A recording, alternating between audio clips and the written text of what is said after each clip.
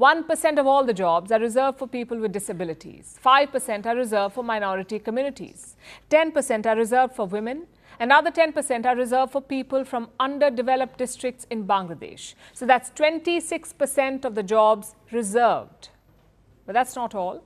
The largest reservation is for freedom fighters, the people who fought to liberate Bangladesh from Pakistan back in 1971.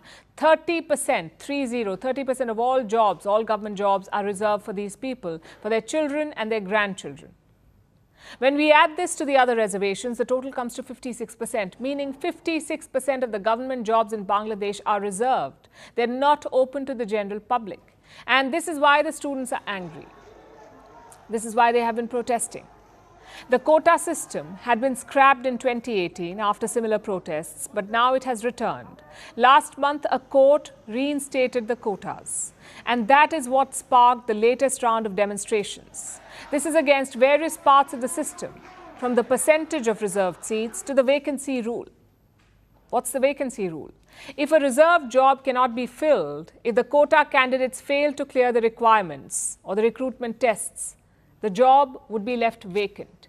It would not be opened up to the general public. That is the rule, even if there weren't enough reserved candidates applying. The vacancy remains, but it's not given to the general public. And remember, these jobs are much sought after. So these wasteful vacancies also riled up the people. They have been protesting for weeks now, even after another court order. The quota reinstatement was paused last week by Bangladesh's Supreme Court. It has put the reservation policy back on hold, at least for a month. But this did little to calm the protesters. In the last 2 days, the situation came to a head when Prime Minister Sheikh Hasina weighed in. She took a dig at the protesters. She used the word Razakar while talking about the protests. And this did not go down well with the protesters because Razakar is a taboo term in Bangladesh. It describes the people who collaborated with Pakistan during the 1971 War of Independence. It effectively means traitors, Razakar. So when the protesters heard this, they were enraged. They took to the streets and chanted slogans.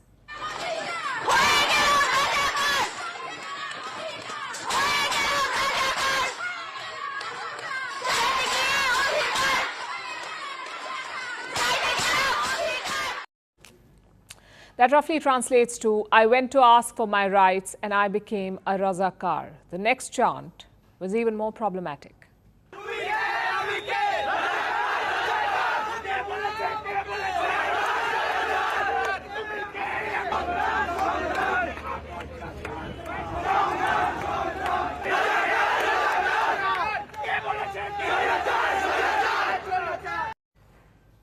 They're saying we are Razakars, the government has said so.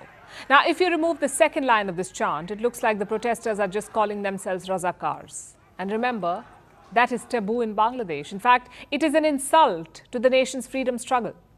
So you can imagine the reaction. There was a lot of anger from politicians who only heard the first part of the chant. What followed was a wide range of condemnations and threats. But the worst was this. From the General Secretary of Pakistan's ruling party, he said that the party's student wing would make the Razakars pay. Not the police, not the military, but the ruling party's student wing.